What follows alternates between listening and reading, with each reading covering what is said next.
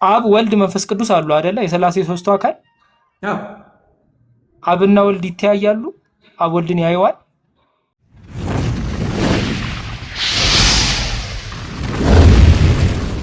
አንዱን የሥላሴ አካል ብቻ ጠቅሰህ አምላክ ማለት አትችልም። አንዱን ብቻ ጠቅሰህ አምላክ ነው፣ ግን የተነጠለ አምላክ ሳይሆን ያንኑ የአብን አምላክነት ነው የምጠራው ለወልድም ለመንፈስ ቅዱስ።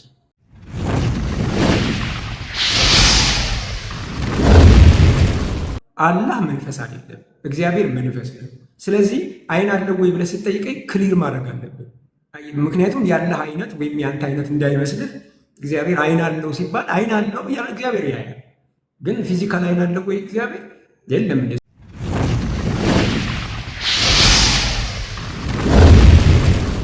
እንዴት ነህ? ጌታ ኢየሱስ ይክበር። እንዴት ነህ? ደህና ነኝ አሉ። ስለ ኢየሱስ ማውራት ይቻላል ነው? ያው ጥያቄ የኢየሱስ ባህሪ ላይ ነው። ኢየሱስ የፍጡር ባህሪ አለው የለውም?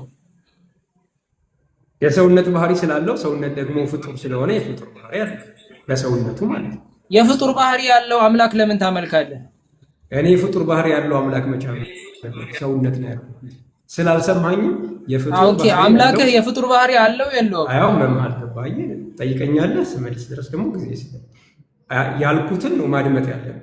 የፍጡር ባህሪ ያለው አምላክ አላልኩም እኔ፣ አንተ ነህ ያልከው። እኔ ያልኩት የፍጡር ባህሪ ያለው ሰውነት፣ ምክንያቱም ሰውነት የፍጡር ባህሪ ስለሆነ ያለው ነው እንጂ አምላክ የፍጡር ባህሪ ያለው አላልኩም። አምላክህ የፍጡር ባህሪ ያለው የለውም? የለው። አምላክ የአምላክነት ባህሪ ሰውነት ባህሪ ነው እንጂ የአምላክነት ባህሪ ሰውነት ላይ አምላክነት ላይ ደግሞ የሰውነት ባህሪ አለ። ኦኬ አምላክ ኢሰንስ ነው ወይስ ፐርሰን ነው? ኢሴንስ ነው። ኢሴንስ ያለ ፐርሰን ያለ ኢሴንስ አይሆንም። ስለዚህ ስንት ኢሴንስ ያላቸው ፐርሰኖች አሉ? አንድ ኢሴንስ ያላቸው 3%። አዎ ለምሳሌ ኢየሱስ ማርያም የወለደችው አለ አይደለ? ሰውነቱ ማርያም የወለደችው ምንነቱ ምንድን ነው? ሰውነት ነው። ሰውነት መለኮት በሰውነት ማለት ነው እኮ። ምንነቱ አምላክም ሰውም ነው። አዎ ምንነቱ አምላክም ሰውም የሚሆነው 1% ይባላል። ግን ሁለት ከዚህ ውጭ አምላክ አለ? ሁለት ባህሪ፣ ያ ባህሪ የአብም የወልድም የመንፈስ ቅዱስ ነው። አይ ማርያም ከወለደችው ሰውም አምላክም ከሆነው አካል ውጪ ወይም አምላክ ውጪ ሌላ አምላክ አለ? አንዱ አምላክ ብቻ ነው አልኩ እኮ። አንድ አምላክ ብቻ ነው ያለው እንጂ ሌላ አምላክ አለ አይባልም። አንድ አምላክ እያልኩ ሌላ አምላክ አለ። ስለዚህ ከሱ ውጭ አምላክ የለም አይደለ? ማርያም ከወለደችው ውጪ ሌላ ፐርሰን አለ፣ ግን ሌላ አምላክ የለም። አንዱ የሥላሴ አካል ብቻ ጠቅሰህ አምላክ ማለት አትችልም። አንዱን ብቻ ጠቅሰህ አምላክ ነው፣ ግን የተነጠለ አምላክ ሳይሆን ያንኑ የአብን አምላክነት ነው የምጠራው ለወልድም ለመንፈስ ቅዱስ። ምናልባት ቸርች ፋዘር ይኖር ይሆን? ለምኑ ነው ቸርች ፋዘር? አሁን ያወራኸው ሶስቱም የመለኮት ባህሪ ፉሊ ዲቫይን እንትን ያደርጋሉ ይጋራሉ። ነገር ግን አንድ አምላክ እናምናለን በአብ በወልድ በመንፈስ ቅዱስ ነው የሚለው። አንድ አምላክ ካለ ሲምፕል። የቤተ ክርስቲያን አባት መጥቀስ አይጠበቅብኝም። ከመጽሐፍ ቅዱስ ከዘፍጥረት እስከ ራዕይ ድረስ ስለ አንድ አምላክ ብቻ ነው የሚኖረው። ይሄን ግን አብርሃም ጠቅሶታል። አብርሃም ያውቀዋል ይሄን እምነት። ልክ ነው። እስቲ ጥቅስ ስጠኝ። ኦኬ አብርሃም ሥላሴን ያስተማረበት ዘፍጥረት መጽሐፍ ላይ እግዚአብሔር ራሱ ዘፍጥረትማ ሙሴን የጻፈው። እኔ ከአብርሃም መጽሐፍ ነው ፈልገው። ከአብርሃም መጽሐፍ ተሰጥቶታል ብለን እንኳን እናስተምርም። አንተ ነህ አብርሃም መጽሐፍ ማምጣት ያለው። ስለዚህ እኔ በአብርሃም ጊዜ ከነበረ መረጃ ነው ፈልገው። አረፍተ ነገር ስለዚህ ተብሎ አይጀመርም ብራዘ። ስለዚህ ብለህ አይ ቆይቶ መጥቶ እኔ አልቀበለውም። አንተ ቁርአንን አልቀበልም እንደምትል አሁን የጠየቀው ጥያቄ ወጥመድ ውስጥ እንዲያስገባ ስላወቅ መጮህ ጀመርክ። ተረጋጋና ሰማ። እኔ አብርሃም መጽሐፍ ተሰጥቶታል ብዬ አላምንም። አንተ መጽሐፍ ተሰጥቶታል ብለህ ስለምታምን የአብርሃም መጽሐፍ አንተ ለማምጣት ያለ ለሱ ምላሽ ማን ያለ እንደዛ? ቁርአን ነው። በአብርሃም መጽሐፍ ተሰጠው ይላል ቁርአን። ቁርአን ላይ ለአብርሃም መጽሐፍ እንደተሰጠ ይላል። እየጠበቅን ነው። ካሜራ ዙረ መረጃ ክሰጥ። እሺ ችግር የለም። የለም ብለህ ካመንክ ነው የማመጣው። የለም ብለህ ማመን ምን አገባኝ እኔ አለምም የለምም አይደለም። አለ ብለሃል ካላገባህ እኮ ካላገባህ ታች መውረድ ነው ያለብህ። ውይይት ገብቶ አላገባኝ። በቃ ሌላ ጥያቄ ልጠይቅህ እስኪ አንድ ጥያቄ። ችግር የለም። ኢየሱስ ምን ፈጥሯል? ሁሉንም ምድር ላይ ከመጣ በኖረበት ጊዜ ምድር በኖረበት ጊዜ ሁሉ ስለተፈጠረ ምንም መፍጠር አይጠበቅበትም። እግዚአብሔር ምድር ላይ ከተፈጠረ በኋላ ሌላ ምንም አልፈጠረ። ሁሉም ፈጥሮ ጨርሷል። በስድስተኛው ቀን ሌላ መፍጠር አይጠበቅበትም። ኦኬ እሺ። የፈጠረው ማን ነው? ሁሉን የፈጠረው እግዚአብሔር። እግዚአብሔር ማለት እግዚአብሔር የሚለው አብንም ኢንዲኬት አድርጎ ይመጣል። አብንም ወልድንም መንፈስ ቅዱስን። ምክንያቱም ሶስቱን ወልድን ኢንዲኬት አድርጎ የመጣበት ጥቅስ ስጠኝ እስቲ። የትኛውም ጥቅስ ብሉይ ኪዳን ላይ ለሙሴ የተገለጠውም ለአብርሃምም የተገለጠውም እያንዳንዱ የተገለጠው ወልድ ነው። ከፈለክ ዕብራውያን አንዳንድ እስቲ ክፈት። ዕብራውያን አንዳንድ ክፈት። አብ ነው። እኔ ደግሞ ዕብራውያን አንዳንድ ላይ ከጥንት ጀምሮ እግዚአብሔር በአባቶቻችን ለነቢያት ተናግሮ በመጨረሻ በልጁ ተናገረ ይላል አይደለ? በልጁ ሳይሆን ዓለማትን በፈጠረበት በልጁ። እሱን አትዘንጋ። ክፈተው እስቲ ጥቅሱን ክፈተውና እንመልከተው። ማን ነው ሲናገር የነበረው የሚለው? ዓለማትን በፈጠረበት በልጁ። ችግር የለም። ለአባቶቻችን አንዱ አምላክ ነው ልጅ ያለው ወይስ አብ ነው ልጅ ያለው የሚለውንም እናያለን። በዚህ አንዱ አምላክ ነው ልጅ ያለው። እሱ ያሰቃል። እሱ ትንሽ ያሰቃል። ቅድም መልሼልህ ተመልሰህ ሌላ ጥያቄ ልጠይቅ ብለው ወደ መጀመሪያው ጥያቄ መመለስ ማለት አለመስማት ነው። ዕብራውያን አንዳንድ ብቻ ምን ብለህ ነበር? እሱ እናጥራና ወደ አብራፍ እንሄዳለን። ቅድም ተነጋግረን ጨርሰናል። ወደ ሌላ ጥያቄ መጥተሃል። የመጀመሪያውን ጥያቄ ከመለስ ወደ መጀመሪያው ጥያቄ ነው የምንመለሰው። አንዱ አምላክ በሶስት አካል ነው ብለን ጨርሰናል። ስለዚህ የትኛው አምላክ ነው የሚል ቃል አትጠቀም ብለን ተስማምተህ መጥተህ ነበር። አሁን መልስ የትኛው አይባልም። አንድ አምላክ እያልን የትኛው አይባልም። ይሄ አለመስማት ችግር። አንድ አምላክ ከተባለ የትኛው ቃል አይባልም። ምናልባት እሺ፣ የመጀመሪያው ጥያቄ ላይ ግልጽ እንዲሆንልኝ ቪዲዮ ትልቁ ላይ ታደርገኛለህ። ምናልባት እየጻፍኩ ለመረዳት ልሞክር። ችግር የለም። የመጀመሪያው ተስማምታ አይደል? ሁለተኛ ጥያቄ ይገባል። ስለዚህ የመጀመሪያው ጥያቄ ተስማምታ እንደዛ ካልሆነ ችግር የለም። እንደዛ ካልሆነ ወደ መጀመሪያው ጥያቄ ነው የምንመለሰው። ስለዚህ የመጀመሪያው ጥያቄ ላይ ፎከስ እናደርግ። አንድ አምላክ ፈይሰል ካሜራውን ዝጋውና እየጻፍኩ እንድንረዳ ነው። ካሜራ ያው ምንም ነገር አልከፍትም። እንደሱ ከሆነ ነው እየጻፍኩ አሳያለሁ። ችግር የለም። አትልፋ። እኔ የጠየቅኩህ መልስልኝ። ያው አንተን ይሄን ጻፍ ከምልህ እኔ አንተ የምትለውን እየጻፍኩ ትረዳ። አታድክም። እሺ አሁን አንድ አምላክ አለ ብለናል አይደለ? አንድ ጊዜ አታድክም። እሺ መጀመሪያ ጥያቄ ጠይቄያለሁ። ስንት አምላክ ነው? የትኛው አምላክ ነው ስል የትኛው አምላክ እንዳትል አንድ አምላክ ነው የምናመልከው። ይህ መልስ መልሼልሃለሁ። ስለዚህ የትኛው ብለህ መልሰህ ከጠየቅከኝ መስማት አልፈለክም ማለት ነው። ስለዚህ ይህን ጥያቄ ድጋሚ እንዳደግመው የትኛው አይባልም። አንድ አምላክ ላይ ነው የምልህ። አንድ አምላክ ላይ የትኛው ተብሎ አይጠየቅም። አንድ አምላክ እግዚአብሔር አለ። እሱ ደግሞ በሶስት አካል ተገልጧል ነው አይደል? አስተምሮ ይኖራል። በሶስት አካል ይኖራል። አብ፣ ወልድ፣ መንፈስ ቅዱስ አሉ አይደለ? የሥላሴ ሶስቱ አካል። አብና ወልድ ይተያያሉ። አብ ወልድን ያየዋል። ይተያያሉ ማለት አልገባኝም። ምን አይነት መተያየት? አንተን እያየሁ ነው አይደለ? አሁን እንደዚህ የፍጡር መተያየት ሳይሆን የአምላክ መተያየት ምን አይነት እንደሆነ አላውቅም፣ ግን ያየዋል ወይስ አያየው? ምናልባት እንደ አምላክም ሊሆን ይችላል። በጣም ቀላል እኮ ነው። ዮሐንስ ወንጌል ምዕራፍ 6 ላይ ወር ደግሞ ዮሐንስ ወንጌል ምዕራፍ 1 ላይም ተመሳሳዩ አብን ያየው ማንም የለም ግን በቅፉ ያለው አንድያ ልጁ ተረከው ይላል። ስለዚህ እሱ ደግሞ አብን አይቷል ይላል። ስለዚህ አብ ወልድ አብን ያየዋል አይደለ? አካል ስለሆነ በአካል መታየት ነው። ወልድ አብን አይቶታል። ምኑን ያየው? አብን ማየት ማለት መለኮታዊ አይደለም፣ ባህሪ ማለት ነው እኮ። አይ ለምሳሌ ማንም ሰው ሊያየው አይችልም። ነገር ግን በቅፍ ያለ አንድ ልጁ ተረከው ይልና ወልድ አብን አይቶታል ይላል አይደለ? ጥቅሱ እኮ ነገርኩህ እኮ። ወልድ አብን ሲያየው ምኑን ያየው ነው ጥያቄ። ባህሪ ነው ማለት ባህሪ ነው። አብሮ በመኖር ያለ እይታ ነው። እይታ በሁለት ይከፈላል። ባህሪ ነው የሚታየው። ምክንያቱም አምላክ አካል የለውም መንፈስ ነው። ኢሰንስ እንዴት ይታያል? ታይቶም ኢሰንስ ይታያል የሚል ቴዎሎጂ የለም። የክርስትና አስተምሮ ላይ ራሱ የለም። ቆይ አልተግባባንም። እኔ አሁን ስለ ኢሴንስ መልሰህ ጠይቀኛል። ታይቷል ባህሪ ነው የሚታየው አልከኝ እኮ ይኸው አሁን አልከኝ። አሁን ተረጋጋና ሰማ መጀመሪያ። ለምን ትጠይቀኛለህ? እኔን ጠይቀህ አንተ አይታይም ትለኛለህ። አንተ አይታይም ካልክ በቃ መለስክ እኮ አንተ። ለምን ትጠይቀኛለህ? እሺ እንትን አድርግልኝ። ኢሰንስ ይታያል የሚል መረጃ ብራዘር። ቆይ እኔ ኢሴንስ ይታያል መታየት የሚለው ቃል አይን አይደለም ማለት ነው። የባህሪ ተመሳሳይነት ነው የሚያሳየው ነው። እሺ ክፈት እስቲ መረጃሽ። ጌታ ኢየሱስ ምን ሆነ ነው? አረፍተ ነገር እንኳን ልጨርስ። እሺ እንዲመለስልህ ነው የፈለገው ሳይሆን እንዳይመለስልህ ነው የምፈልገው። ባይዘው ወይ ነገሩን የተሳሳተ ስለገባ ነው አንተ እኔ ላፌ ላይ የምትቆመው። ተረጋጋ። ቀጥ ጨርስና ነው ያወራል። እሺ መጀመሪያ ዮሐንስ ወንጌል እየከፈትን ብናይ ጥሩ ነው።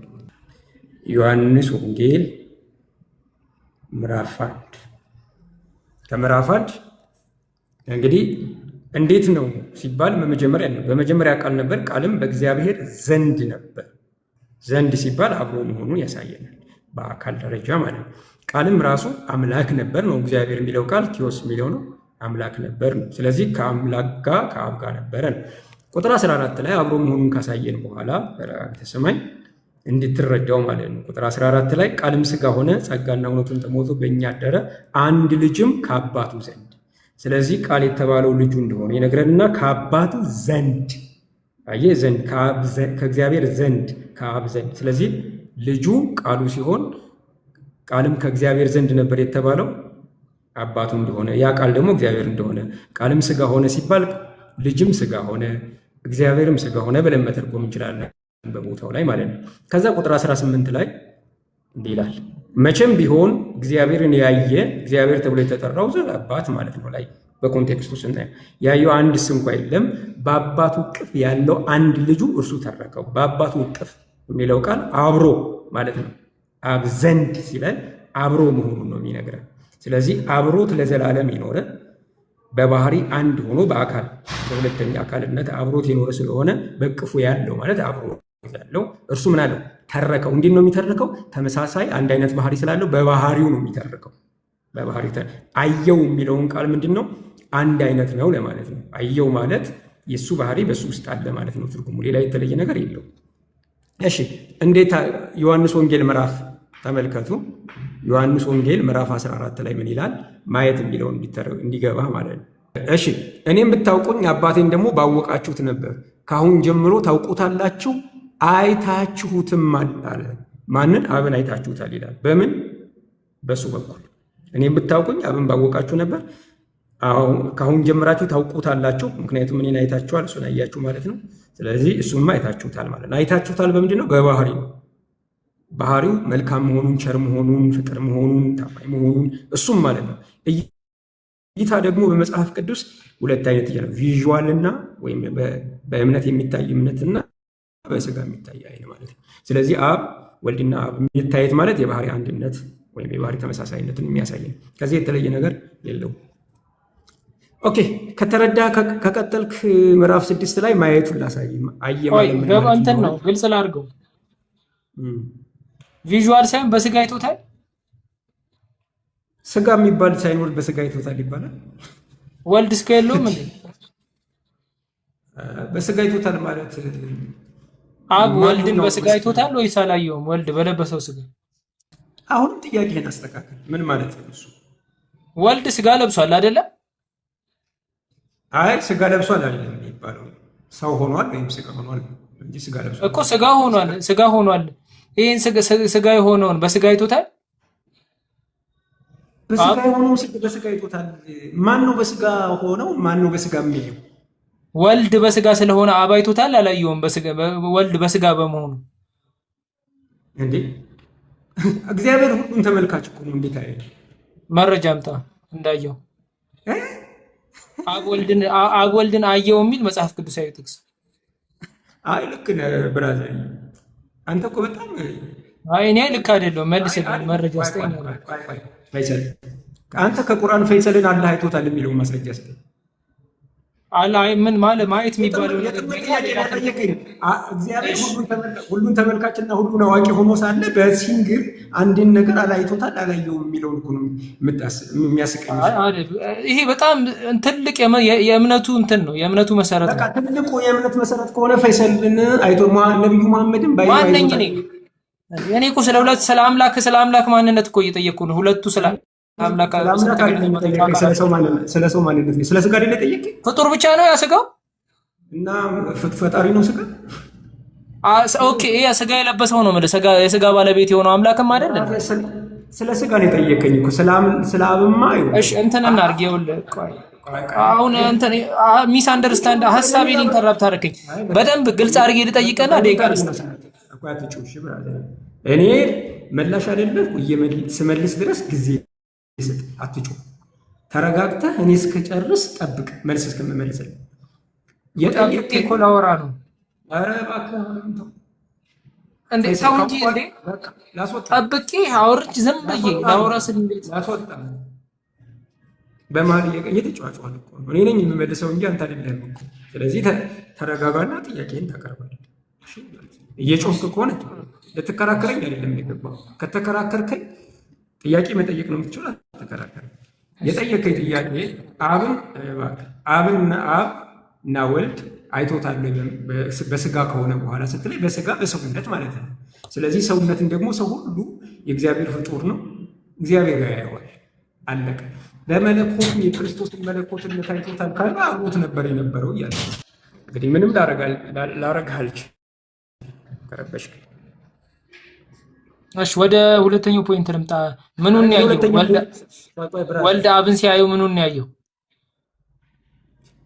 ምን ማለት ነው? ምኑን ያየው? ወልድ አብን ሲያየው ለምሳሌ አብ ወልድን ሲያየው በስጋው ነው እንበል ያየው። ወልድ አብን ሲያየው ምኑን ያየው? በእንደው የምታወራው ምኑን ያየው? ወልድ አብን ሲያየው ያስቃል። ጥያቄ ራሱ ያስቃል። ቆይ መጀመሪያ ጥያቄ ጠየቀኝ።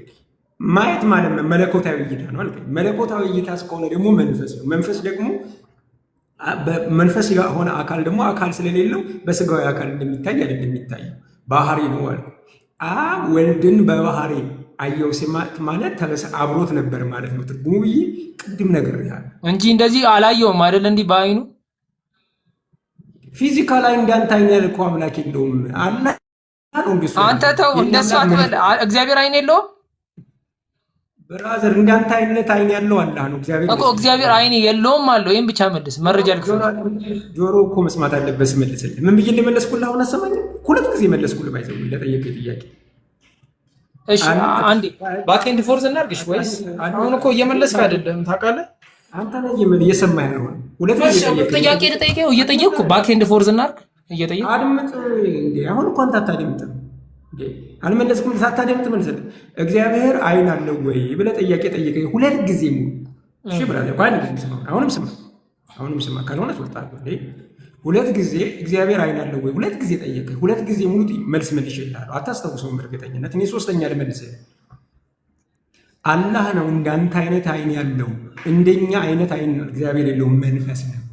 ሁለት ጊዜ ሙሉ መልስ። አይነ ሰው አይን የለውም እግዚአብሔር። አይ እንዳላህ ድፍን ስለሆነ ነው። በቃ ይሄ እኔ እኮ እንዳላህ አትበል። ይኸውልህ አምላክ እግዚአብሔር ሶስት ጊዜ መልሼ ልትሆን አይሰማ።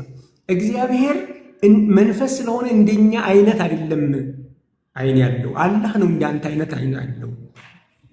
እግዚአብሔር እንደኛ አይነት አይደለም አይን ያለው። እግዚአብሔር ያያል ግን እንደኛ አይነት አይደለም አይን ያለው። መለስኩ ሶስት አይን የለውም ይለኛል። አይን የሌለው አላህ ነው ድፍን ስለሆነ ብዬ መለስኩ።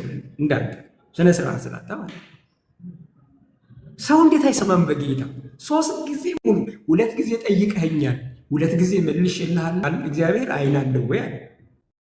አይን የለውም ወይ ነው እንጂ አይን የለውም እግዚአብሔር አለ። ሁለት ጊዜ መለስኩለት። እግዚአብሔር የኛ አይነት አይን የለውም። የኛ አይነት አላህ ነው ያንተ አይነት አይን ያለው። ሶስት ጊዜ መለስኩለት። አይነ ስውር ብሎ ለአራተኛ ጊዜ ይጠይቀኛል። አይን ያለው የተባለው አካል አይነ ስውር ነው ይባላል። ለመስማት እንዴት ጆሮህን እንዴት አድርጌ ላስረዳው?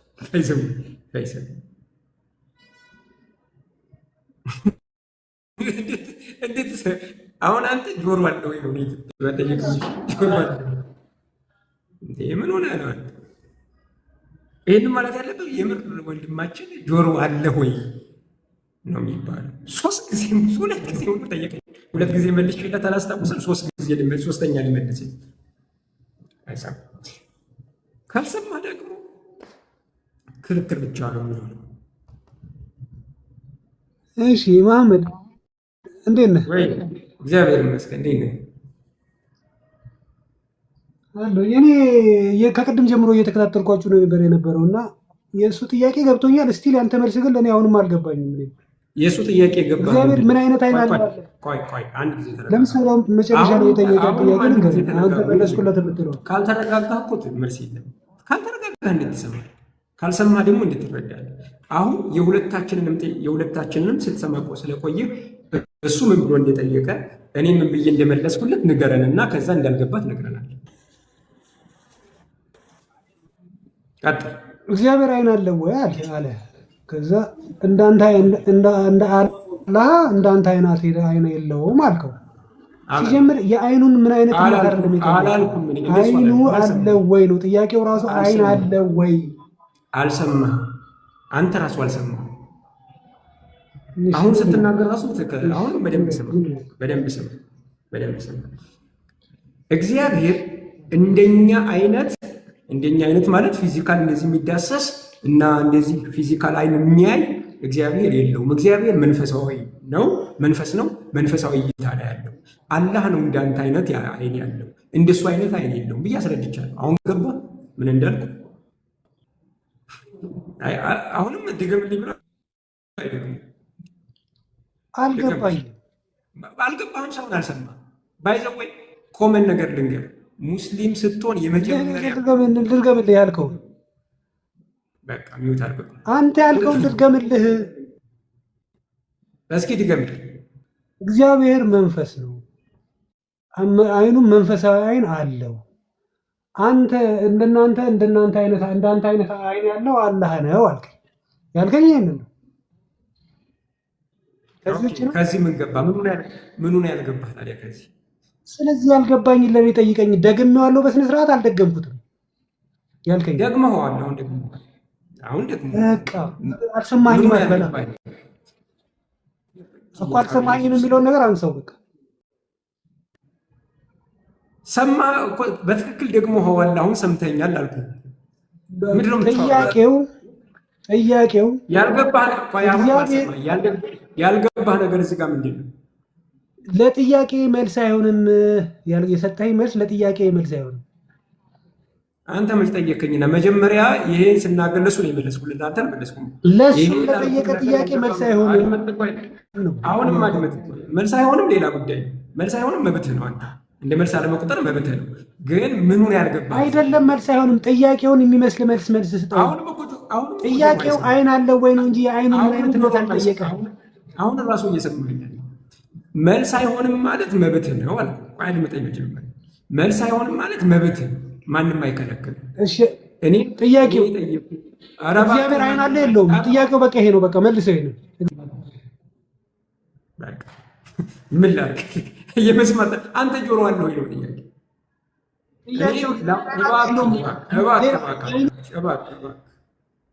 አይነትነቱ ምናምን አትበል። አይን አለ የለውም? ኧረ ስለፈጠረ እባክህ እንዴት አድርገን እንረዳ? አንድ ጊዜ ስማ፣ አድምጥ። አንድ ጊዜ ስማ፣ አድምጥ እባክህ እባክህ። አንተው ንግግር ላይ ስትመልስልኝ ምን ብለሃል? እግዚአብሔር የኛ አይን የለውም ግን እግዚአብሔር አይን አለው መንፈሳዊ ብለህ መልሰህልኛል። እግዚአብሔር አይን አለው ወይ ስትል አዎ አለው፣ መልሱን አግኝተሃል። ግን የትኛው አይነት እንደሆነ አብራርቼልሃለሁ። አንተው ራስህ እኮ ብለህ አልመለስክልኝም። ስትል አይን አለው ወይ ለሚለው ጥያቄ መልስልኝ አለ። አይን አለው ግን የኛ አይነት አይን አይደለም ብዬ መልሼልህ፣ ይህንኑ ራሱ አንተ ደግመኸዋል። ከዚህ በላይ እኔ ለመደናቆር ካልሆነ በቀር አይን አለው ወይ ብለህ መልሰህ ከጠየቀኝ አስቂኝ ነው። አይዘው አንተው ራስህ እኮ መልሰኸዋል። እንደ አዋቂ የምስቀው ነገር እኮ ነው የሚያስቀኝ። ልጅ ራሱ ደግለኛ ችግር የለም። ማን አዋቂ እንደሆነ ሰሚ ይመለከተዋል፣ ሰሚ ያየዋል።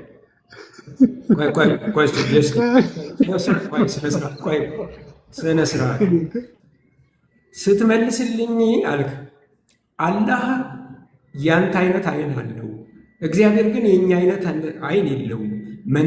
መንፈስ ስለሆነ መንፈሳዊ አይን አለው አልኩ። አይን አለው ማለት አይደለም ትርጉሙ ይሄ።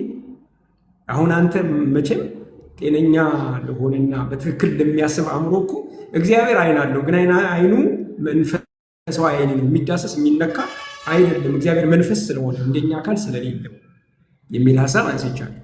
ይሄንን ሰምተህ መልሰህ አይን አለው ብለህ ከጠየቀኝ ለመስማት ዝግጁ አይደለም ማለት ነው። ይሄ በጣም እኮ ሲምፕል ነው። ሰው መሆን ብቻ በቂ ነው። ባይዘው ይሄን ለመስማት ደረስክ። በጣም ነው መልስ የምታረዝመው። በጣም እንዳንደኛ ክፍል ነው የምታስረዳኝ። ወደ ሀሳቡና አስተያየት ብትው ጥያቄው ግልጽ ነው። እግዚአብሔር አይን አለው ወይ ሲባል አዎ አለው ነው። በቃ ፔሪድ እኮ አይኑን ምን ይመስላል ብዬ አልጠየኩም። ይዘቱን አልጠየኩም። አይን አለው እኮ አልካ አይን አለው አለቀ። አንተ እኮ አይደለም የጠየቀኝ ጀስቲስ። ይሄን እኮ ልጅ የጠየቀ እሱን ነው። ስለ አላህ ምን ወሰደ? አታስረዳም እንዴ ራስህን? እንዴ ይሄ እኮ የንጽጽር ቦታ ነው ጀስቲስ። የንጽጽር ቦታ የእሱን ትጠይቋለህ። ካልተመቸህ እኮ ነው ጀስቲስ። ካልተመቸህ አለመግባት ቦታው የንጽጽር ነው። እሺ ብራለ አላህ መንፈስ አይደለም፣ እግዚአብሔር መንፈስ ነው። ስለዚህ አይን አለው ወይ ብለህ ስትጠይቀኝ ክሊር ማድረግ አለብን። ምክንያቱም ያለህ አይነት ወይም ያንተ አይነት እንዳይመስልህ እግዚአብሔር አይን አለው ሲባል አይን አለው እግዚአብሔር ያያል። ግን ፊዚካል አይን አለው ወይ እግዚአብሔር? የለም እንደሱ አይነት። ምክንያቱም እግዚአብሔር ለምሳሌ ይናገራል፣ ግን እንዳንተ አይደለም የሚናገረው። አረብኛ እያወጣ ቃላት እያጣመረ ምናምን አይደለም። ለምን ወጣ? ምክንያቱም ገብተዋል ሀሳብ። አላህ አረበኛ ያወራል፣ ፍጡር ቃል ይጠቀማል። እግዚአብሔር ፍጡር ቃል አይጠቀምም። የእግዚአብሔር ሪቨሌሽን ነው ወይም ደግሞ መገለጥ ነው ከኛ ጋር ያለው። አላህ አይን አለ፣ ግን ፊዚካል አይን ነው፣ የሚዳሰስ የሚነካ አይን። እግዚአብሔር ግን ያያል እንጂ ፊዚካል አይን እንደዚህ የምትነካው ነገር የለው። ምክንያቱም እግዚአብሔር መንፈስ ነው። ዮሐንስ ወንጌል ምዕራፍ 6 ላይ ቁጥር 38 በኋላ አብን ያየ ማንም የለም ከእግዚአብሔር ከሆነ በቀር እርሱ አብን አይቷል። እውነት እውነት እላችኋለሁ በእኔ የሚያምን የዘላለም ሕይወት አለው። የሕይወት እንጀራ እኔ ነኝ። አባታችሁ በምድረ በዳ መና በሉ ይላል። ስለዚህ ከእግዚአብሔር የሆነው ብቻ ነው አብን ያየው ይላል።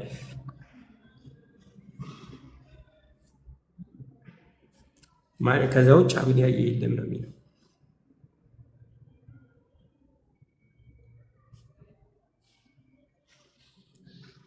እሱ ምን አድርጎ አስቦ ነው? እግዚአብሔርን አይቶታል ሲባል እዛ ሌላ ቆሞ እዚህኛው ልክ እኛ እንደምንተያየው ፊት ለፊት እንደምንተያየው እንደዛ መስሎት ነው። እሺ ማቴዎስ ወንጌል ምዕራፍ 11 ቁጥር 27 ላይ ላብራላችሁ። ያው ሁሉ ከአባቴ ዘንድ ሰጥቶኛል፣ ከአብ በቀር ወልድን የሚያውቅ የለም። አያችሁ፣ ከወልድ በቀር ወልድ ሊገልጥለት ከሚፈቅድ በቀር አብን የሚያውቅ የለም ይላል። ታዲያ ሲምፕል ባይ ይሄ ነው። ሁሉ ከአብ ዘንድ ተሰጥቶኛልና ከአብ በቀር ወልድን የሚያውቅ የለም ይልና ከወልድ በቀር ወልድም ሊገልጥለት ከሚፈቅድ በቀር አብን የሚያውቅ የለም። በወልድ በኩል ካልሆነ በቀር አብን ማወቅ ማንም አይችልም። ማንም አካል አብን ማወቅ አይችልም። ማንም አካል ባይዘው። እንዲሁም ደግሞ ከአብ በቀር ወልድን የሚያውቅ ማንም የለም። ሙሉ በሙሉ ወልድን ሊያውቅ የሚችለው ማን ብቻ ነው? አብ ብቻ። ከወልድ በቀር ወልድ ሊገልጥለት ከሚፈቅድ በቀር አብን የሚያውቅ የለም። ስለዚህ አብን ለማወቅ ደግሞ ወልድ ሊገልጥልህ ይገባል፣ ወልድ ሊፈቅድ ይገባል። ካልሆነ ከአብ ልታቅ አትችልም ይልና ከዛ እናንተ ደካሞች ሸክም የከበደባችሁ ሁሉ ወደ እኔ ኑ እኔም አሳርፋችኋለሁ። ይህን ያለው ማን ነው? ወልድ። እኔም አሳርፋችኋለሁ። ቀንበሬን በላያችሁ ተሸከሙ፣ ከእኔ ተማሩ፣ እኔ የዋህ በልቤም ትሑት ነኝና ለነፍሳችሁ ረፍት ታገኛላችሁ። ቀንበሬ ልዝብ ሸክሜም ቀሊል ነውና እኔ ጋር ከመጣችሁ የሚቀላ ሸክም ነው የምትሸከሙኝ፣ ግን ከዛ ከባድ ሸክም ያለባችሁ ደካሞች ኑ አሳርፋችኋለሁ ብሎ የሚያሳርፍ ነው። ስለዚህ ሁሉ ከአብ ዘንድ ተሰጥቶኛል፣ ከአብ በቀር ወልድን የሚያውቅ ማንም የለም። ባይዘው ወይ ከወልድ በቀርም ወልድ ሊገልጥለት ከሚፈቅደው በቀር አብን የሚያውቅ የለም።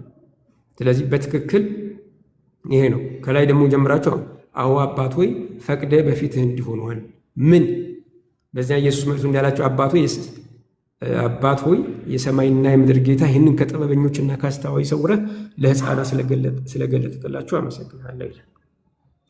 አሁን እዚህ ላይ ሕፃናት ሲባል ሕፃናት ማለት አይደለም፣ በእውቀት እንትን ያሉትን ነው። ስለዚህ ኢየሱስ ክርስቶስ ከሚገልጥልን ውጭ አብን የሚያውቅ የለም። እንደው ኮምፕሊትሊ አብ ከገለጠልን ውጭ ወልድን የሚያውቅ ማንም የለም። ባይዘው ይህን ማወቅ አለብን ማለት ነው። ስለዚህ አብን አይቷል ማለት እዚህ ጋር ደግሞ ዮሐንስ ወንጌል ምዕራፍ 6 ላይ እዚህ ጋር ምን ይላል? አብን ያየ ማንም የለም ከእግዚአብሔር ከሆነው በቀር እርሱም አብን አይቷል። ከእግዚአብሔር ከሆነው ከወልድ በቀር አብን ያየ ማንም የለም። ስለዚህ አብ ወዶ ሊገልጥለት ከፈለገ በቀር አብን የሚያውቅ የለም። ኦኬ፣ አብን እንዴት እናያለን? አብን እንዴት እናያለን ከተባለ ዮሐንስ ወንጌል ምዕራፍ 14 ላይ አብን እንዳየን መጽሐፍ ቅዱስ ይነግረናል። እንዴት ነው ያየነው ነው ጥያቄው። እኔን ብታውቁኝ አብን ደግሞ ባወቃችሁ ነበር፣ ካሁን በኋላ ካሁን ጀመራችሁ ታውቁታላችሁ አይታችሁትማል ይላል። እዚህ ላይ አስተውሉ። እዚህ ላይ በደንብ አስተውሉ። እኔን ብታውቁኝ አባቴን ደግሞ ባወቃችሁ ነበር። እኔን አወቃችሁ ማለት አብን አውቃችኋል ማለት ነው አላቸው።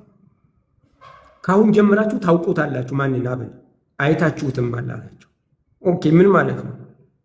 እኔን ካወቃችሁኝ አብን ታውቃላችሁ ብሎ የለ? አሁን እኔን ታውቁኛላችሁ፣ ስለዚህ ጀምራችሁ ታውቁታላችሁ፣ ከዛ አይታችሁትማል። ለምን ሲባል እኔን ያየ አብን አይቷል። ወልድን ካወቅ አብን ታውቃለህ፣ ወልድን ካየ አብን አይተሃል ማለት ነው። ሀሳቡ ይሄ